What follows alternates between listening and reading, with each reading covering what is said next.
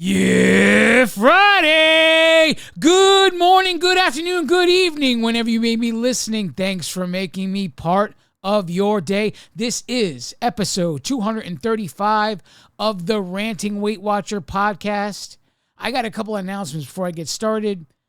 Listen, right now, that 60% discount is still going on until I'm told otherwise. It's going on. And if you're thinking about joining a weight loss program anyway, you might as well save 60%. In the description below this video, you will see a bunch of words. Click on that. Inside that description there, you'll find the link. If you click that link, it'll take you to the website, to Weight Watchers, to save the 60% off. Now, there is one catch. That catch is you have to commit to 10 months. And I mean, really, how many people shortchange themselves? Every year, there's a bunch of people that sign up on January 1st, and they don't even give themselves until March to see anything. They quit way before March, if I'm being honest with you. But by March, almost every single person that has started is gone. Okay? And if you sign up now and you're signing up for 10 months, you know that you're not going anywhere for 10 months. And that's a wonderful thing because it takes the power of the result away because you're here for 10 months, right? So now, if you just say, I'm working on behavior and changing my behavior for the next 10 months, I guarantee you a result will be there in 10 months that you like and that will help you make a decision to stay. So who doesn't want to save 60% off for 10 months? Really? Now, if you do sign up and you're looking to join a workshop, Coach Sophie F is a great workshop. She has a couple of workshops a week, Wednesday nights, Tuesday nights, and Saturday mornings. You'll find me in the Saturday morning workshop, 9 a.m. Eastern Standard Time. I do like to hang out there. The people are great. Coach Sophie is great. Whichever day you choose, Coach Sophie is great, okay? But the people in that Saturday morning group, I have come to grow and know them. And, when they're not around, you think about them, you miss them. You don't know them when you're joining this thing. You don't know anybody when this is all starting out. But all of a sudden, one day, you can't imagine not knowing these people, right? So, Coach Sophie F., Tuesday, Wednesday, Saturday, but Saturday morning you'll find me there, 9 a.m. Eastern Standard Time. Join, say hello to me, say hello to Coach Sophie, let her know you're there because of me. All right, enough talking. Let's get into this! Journey updates. So, weigh-in this week was May 31st.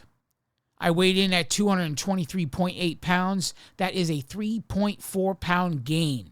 Now, this was totally earned. I'll get to that in a minute.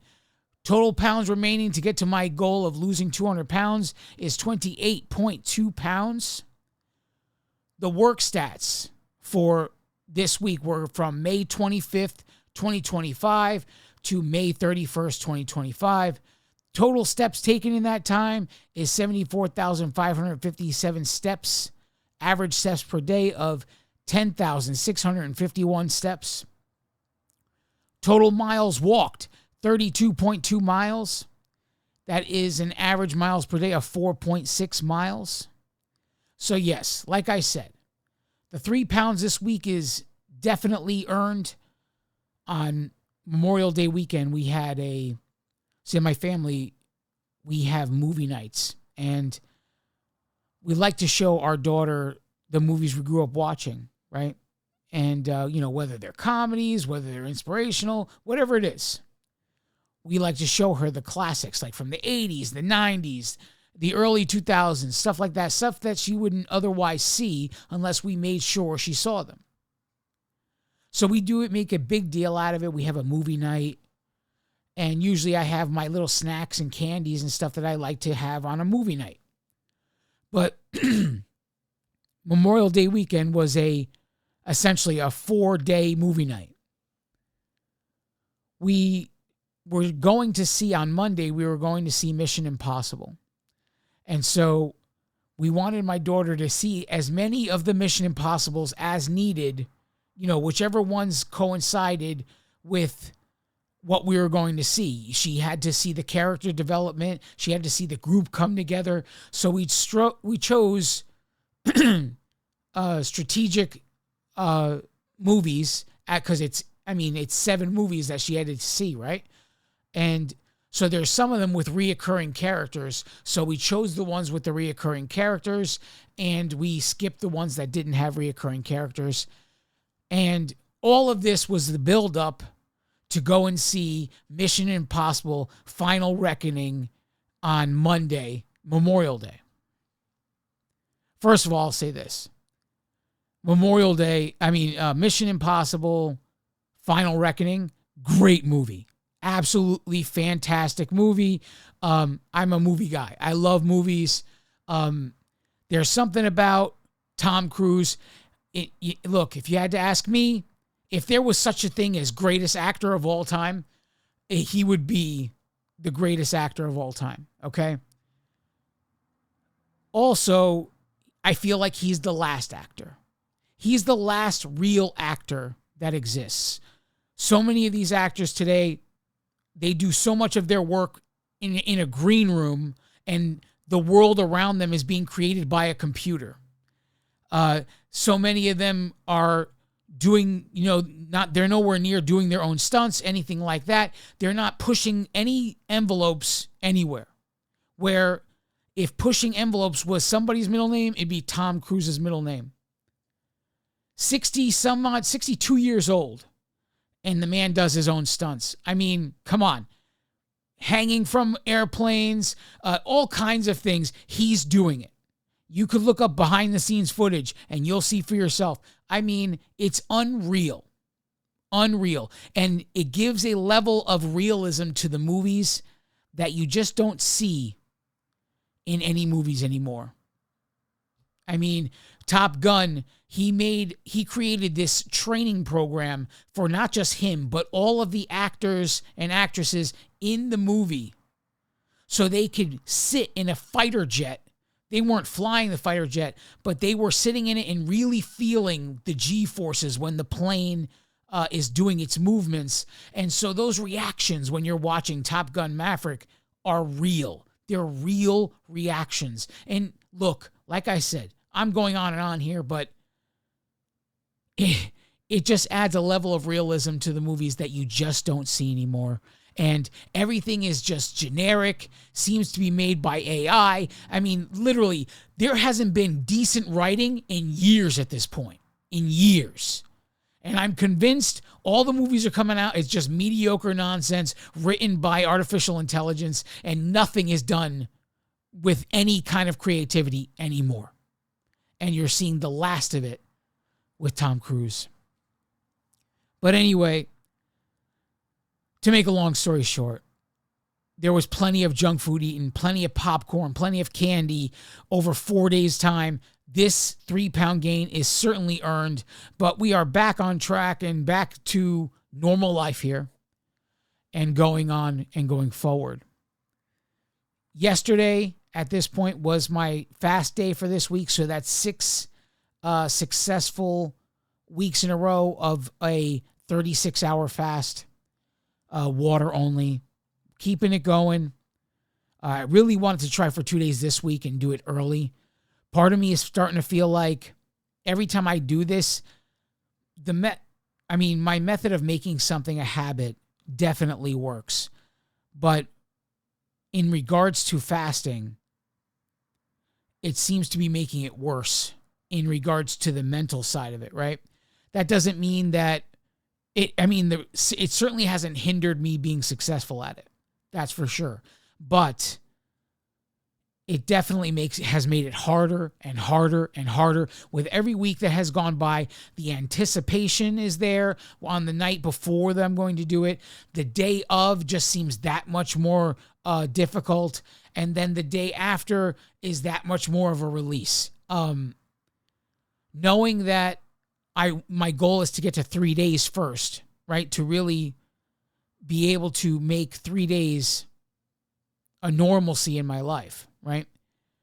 And if I could do a 3-day water only fast once a month, that would keep it in my purview. And all of this with the idea that one day, if needed, if I was hit with a serious diagnosis, the jump would be to a 10-day fast. 10-day water only fast for any serious diagnosis. That's what we're going to do. This is not just on the whim here. It's biblical. It's known everywhere. There are many people, excuse me. There are many people in the fasting world that there are so many studies that are done with what happens to the body when you're in a water-only state and you're basically withholding nutrients from the body. And not only are you putting your body in a state of ketosis where you would burn the stored fat in your body, but you're also putting your body in a state of autophagy, which is a natural ability for the body to heal itself. And it is definitely something I'm interested to tap into, because if I am ever, I'm trying to just be open, to have myself ready for anything, okay?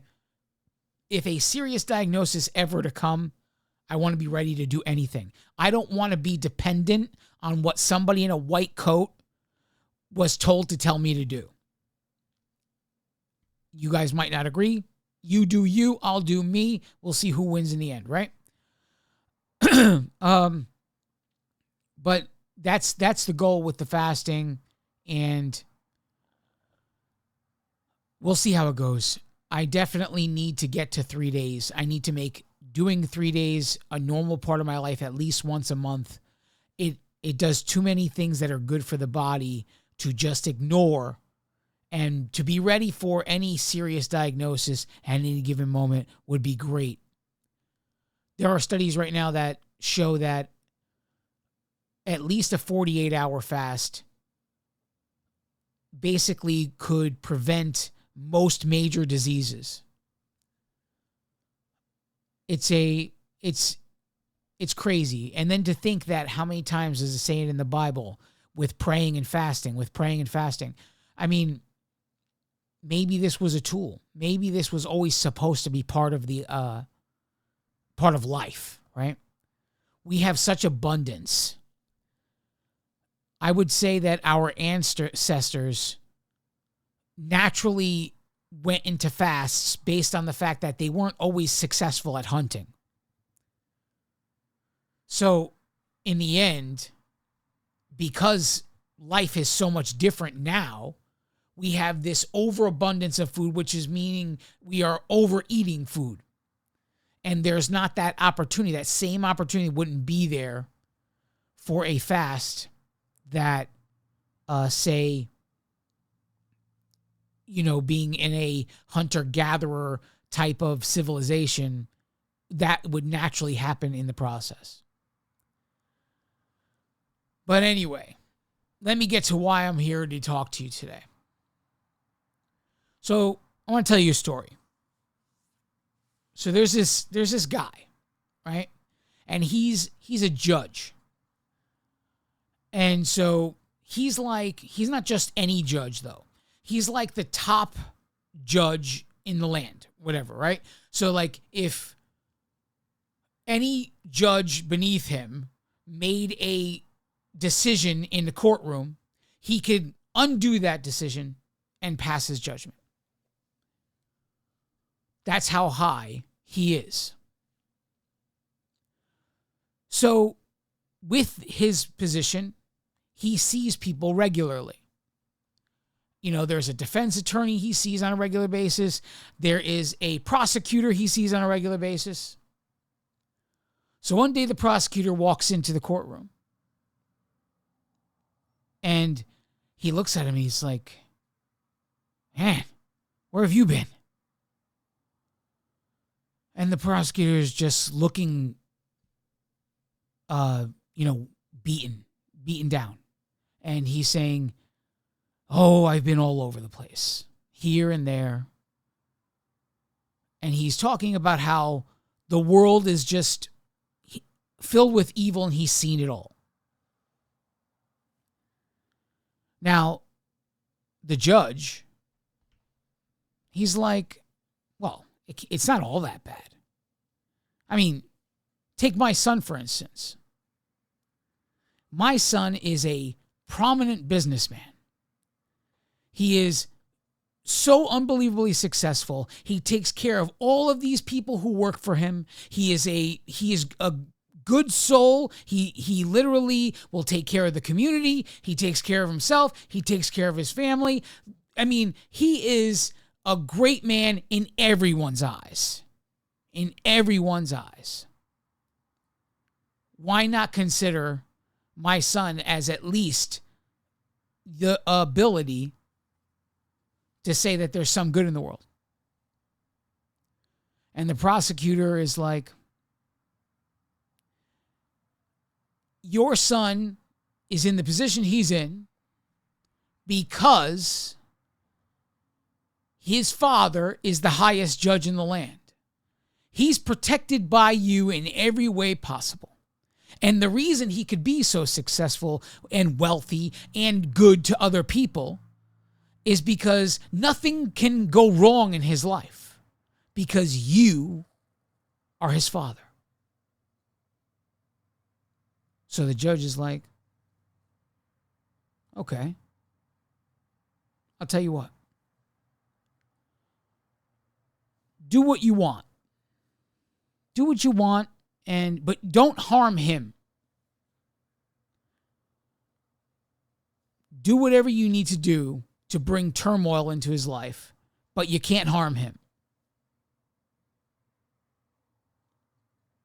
So the prosecutor is like, okay, let's make this happen. Now the son is enjoying the day. And he has land and wealth and children. I mean, he's got so many children and they're all happy and they're all enjoying life and they're all just as successful as their father. And he's just living a very blessed life. So one day he's sitting there and a messenger is running on his land toward him. And he tells him that in this land over here, this was stolen from you. Or, these things were stolen. Everything's in chaos over there. And then another messenger came. And another messenger came. All of these places where he was doing business were just all of a sudden falling apart. In this one day, he lost everything. Everything that would be made, that would bring him wealth, everything that would bring him prosperity is wiped out in one day. But the day's not over yet. One more messenger comes. And the messenger tells him, your kids, they were all at your eldest son's house. They were having a good time, and some windstorm hit. It hit in a way that knocked down the house. Your entire family passed away. All of your children, all of your grandchildren, all passed away.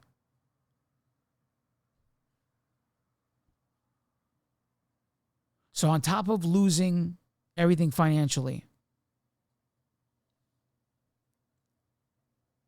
on top of losing his family,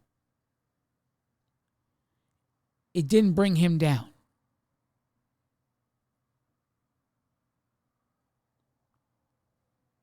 So some time goes by, and the prosecutor comes back in the courtroom. Now the judge is thinking and saying to himself, if he had succeeded, then he would come in here a little more upbeat. So it's pretty obvious that he, no matter what he did, my son didn't stop being who he is. So he looks at the prosecutor. He's like, "What's up? What's going on? Where you been?" He says, "Oh, I've been here and there, and still the world is full of evil. But surely you went to see my son. What happened? What happened there?" And the prosecutor says, "Well, he would definitely fall apart if I got to his health. If something happened and he lost his health, he would definitely become so evil, just like the rest of the world, and he would curse your name if I could just affect his health."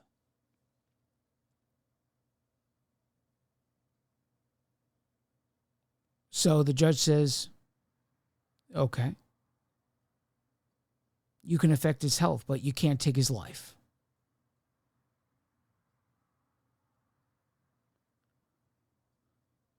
Suddenly the man, or the son, came down with some disease.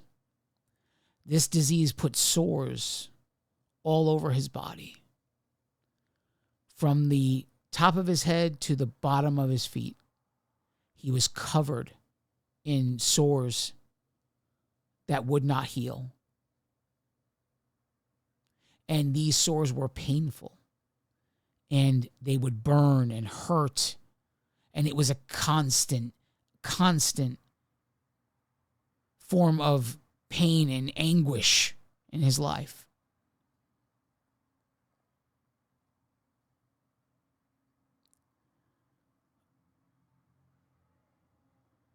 And it was so bad at some point that even his wife comes up to him and says, "You're still trying to be a good person? You lost all of your wealth. You lost all of everything that would bring you business, that would be able to operate business. You lost everything. The people that worked for you, everything that would bring you wealth, you lost all of that. And then you lost all of your children. And now you don't even have your health. And still, you're trying to be a good person? Just curse your father and die."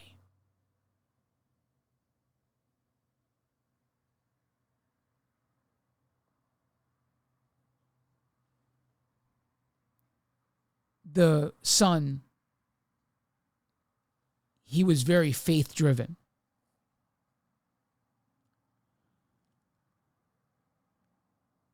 He was struggling to understand why he needed to go through this. But he looked at his wife and said, "If the Father gave us the opportunity to have all these things, and we liked that, and we loved him in that process, shouldn't we still love him when it all goes away?"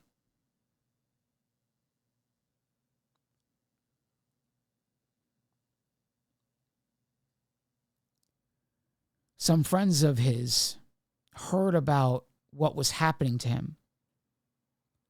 They come from far off land. They come together and they see the state he's in, and they don't even believe it's him, because they knew the man that they were such good friends with.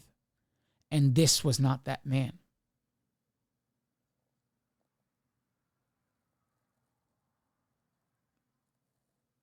And when he had hoped to have support from someone, he thought to himself, surely my 3 best friends would support me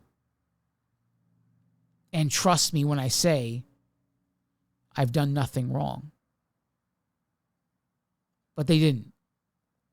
Essentially, they believed he was lying. And look, what goes around comes around. Clearly, you did something wrong in your life that caused you to reap the benefits of this. His own friends betrayed him. His own friends didn't believe he was innocent of anything, any wrongdoing, and there had to be some explanation for all of the bad things happening in his life, and it had to be something that he wasn't telling them. This story I'm telling you is about a man named Job. And the prosecutor, that's Satan. And the judge is God.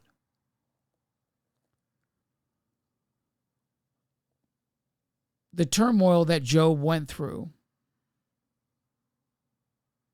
is almost indescribable.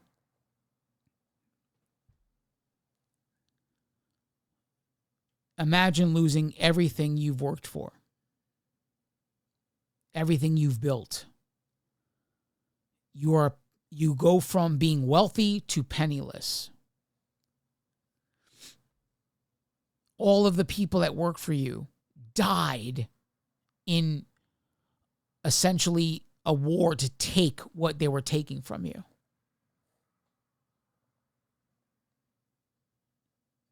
Your children, their lives destroyed. Job had every opportunity to blame God for everything he went through, but he didn't. He sacrificed everything and never blamed God.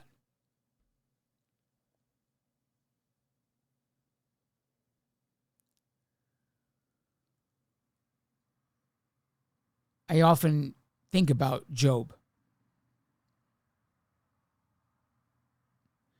The one thing I could say I learned in this story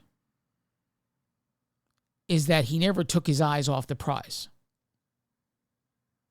In Job's mind, the prize had nothing to do with his possessions. The prize had nothing to do with his business. It has nothing to do with his family.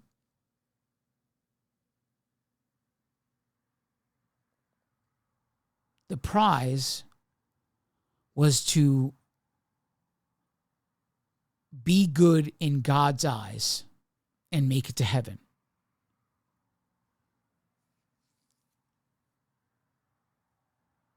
He never took his eyes off of that. In his mind, the ultimate goal was to get to heaven.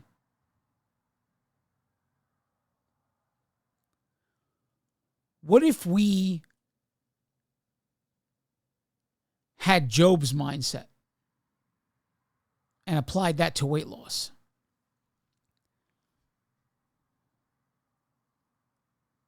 I mean, let's think about this for a minute. How many of you who listen to me decided what you wouldn't do when you started all this? How many? How many of you decided it's not worth it to track? How many of you decided, it's not worth weighing and measuring? The prize wasn't worth the simplest of things. What does it take? 10, 15 minutes out of the entire day? I'll give you 20 just to make it a nice round number. 20 minutes of the entire day to track all of the food you ate. Not worth it. The prize is not worth doing that.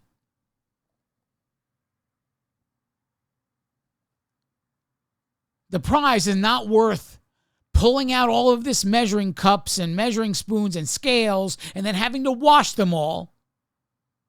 The prize is not worth that either.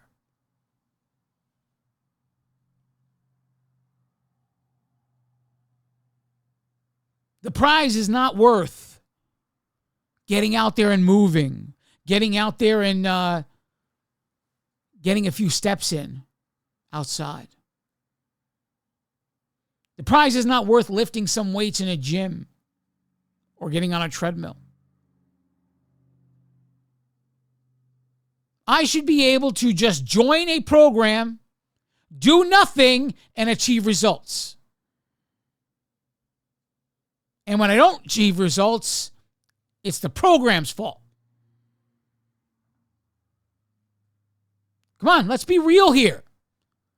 How many of you out there listening to me decided what you wouldn't do? How many do you still decide what you aren't willing to do? Still now. How many years are you doing this? The prize is not worth doing that. How many of you are unrelentingly unwilling to sacrifice what you know has been hindering your success?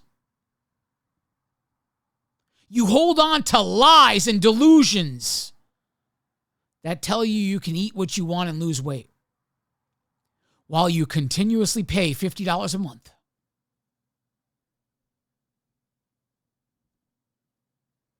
Lies and delusions. It's all choices you're making. Just because somebody said them to you doesn't mean it's your choice to be fooled. You decide every single day it's not worth, the goal is not worth something.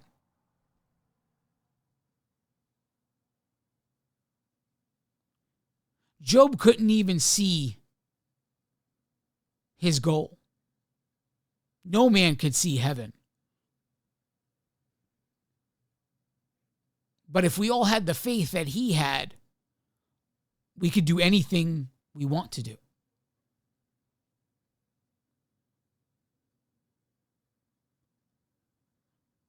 He had every opportunity to curse God and blame him. And he never did. And the minute we're unsuccessful, we curse the system all the time.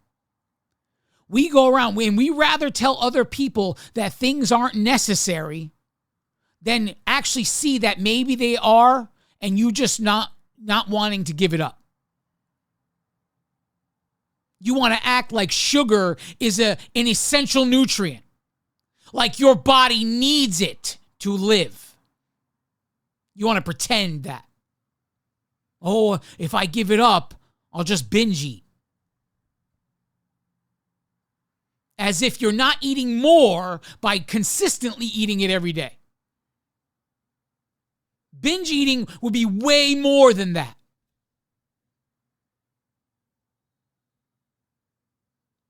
We hold on to the anchors. We hold on to the addictions. We change nothing because the prize is not worth the work. And that prize is nowhere near as difficult to obtain as Job's prize.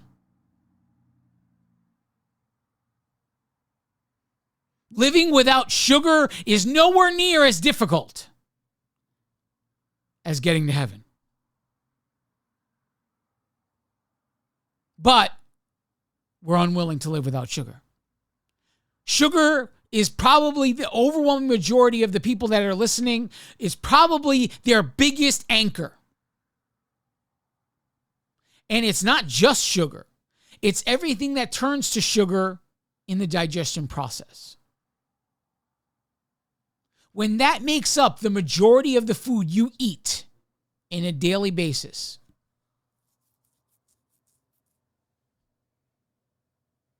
when you have an overabundance of something, what happens? Your body stores it. It doesn't burn it because you gave it extra. Stores it. That's the reason we're all here. Food is our life. That's the reason we're here. And we expect our lives to change, but still have food the center of it. You have people that have been on plan for years, and they sound like it's their first day. They learn nothing. They changed nothing. That's why they sound like it's their first day. No growth, no evolution. Just the payment over and over again every month for a system they aren't doing. They're willing to do whatever it takes so long as it doesn't make them uncomfortable. If it makes them uncomfortable, they're out. That's the bottom line. They're out. Nope, not going to do it. Not going to happen. I'm not going to give up these things.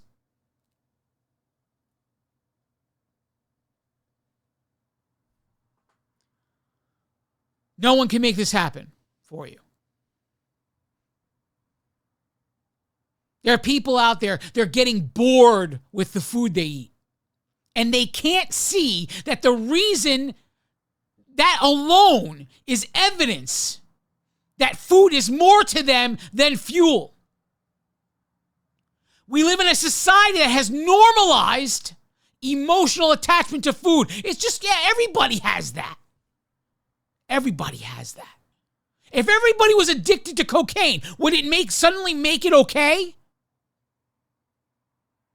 But that's the way it is for food.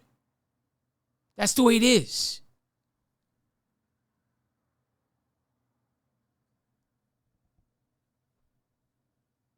Your goals aren't worth the work. The real work. There's a bunch of work that gets done with the information that the whatever organization you're a part of volunteers to you. There's a bunch of work that will happen in that process. And when you come to the halt, when you come to what everybody calls your plateau, we need to stop seeing plateaus as something that's normal, and we need to start seeing plateaus as an opportunity. An opportunity for growth. Because that's really what they are. It's not just a normal part of. It is your body telling you something needs to change now. What you've done so far has gotten you here. And if you want to continue, something different needs to change. And it's not just changing ice cream for sugar-free ice cream. It's making real sacrifice and learning what real nutrition is.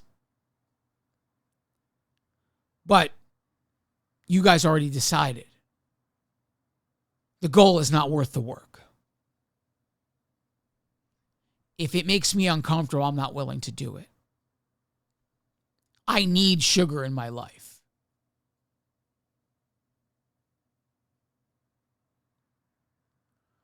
You hold on to your anchors like it's your lifeline and wonder why nothing changes. The system only gets you so far. You're unwilling to see that. You think that you'll get to the end because there are other people that got to the end using the system.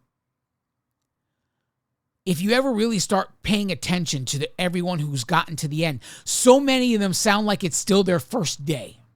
And to me, that is extremely sad. When someone can say, I'm worried about going on vacation. I'm worried about 4th of July weekend. I'm worried about Memorial Day weekend. I'm going to cookouts. I'm doing all these things. You've been on plan how many years? And this still worries you? 4th of July comes every year. The holidays, they come every year. Vacations come every year. And holidays are not 365 days a year. Neither are vacations. But they worry you more than the rest of the days. When you're sitting at home and you're thinking that ice cream is a normal part of every day and you're unwilling to let it go. But the vacation worries you that only happens 10 days out of the year, 14 days out of the year. The 15 holidays or whatever it is, 10 holidays, those bother you. But the 350 days other than that, it's perfectly normal to live with sugar addiction, to not make any sacrifices, to change nothing and expect everything. That's perfectly normal. Nothing changes unless you change. So the question becomes, how much longer do you need to keep doing these things your way before you realize that your way isn't working? It's time to wake up, see that the world is not cupcakes and rainbows. It's not this happy place where everybody is good. But it doesn't mean you can't be who you're supposed to be in this world. It doesn't mean that you can't achieve everything you're supposed to achieve in this world. Job kept his eyes on the prize. He had goals. He had ambitions. His goals and ambitions couldn't be seen with the human eye. He didn't have a scale to step on and say, oh, I'm 3 pounds away from heaven. He didn't have that. But you do. You step on every week and you see that result and you rationalize every single week that the things that you're holding on to, the anchors that you have nothing to do with the trouble you have with the scale. You hold on to that until you will die on the top of the mountain with that in your hand, with that anchor.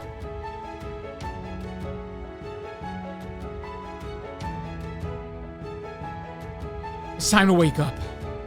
It's time to see the whole situation for what it really is. And look, if you don't want to get uncomfortable, if you don't want to ever become the greatest version of you, so be it. I can't convince you. No one else can convince you.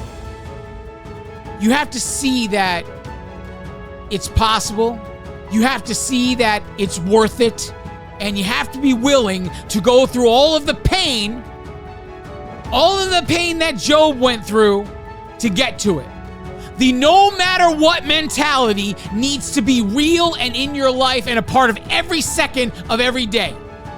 No matter what, I'm checking the box for tracking the food. No matter what, I'm checking the box for weighing and measuring. No matter what, I'm showing up for myself and getting those steps in, walking those miles, lifting those weights.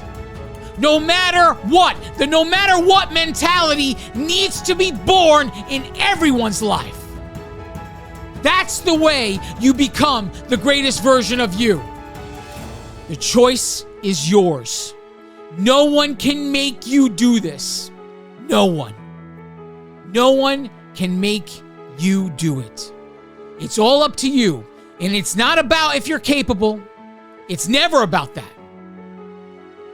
It's always going to be forevermore. Are you willing to do it? Are you willing to make the sacrifice? Are you willing to do whatever it takes, no matter what, to become the greatest version of yourself? I love each and every one of you. God bless you all.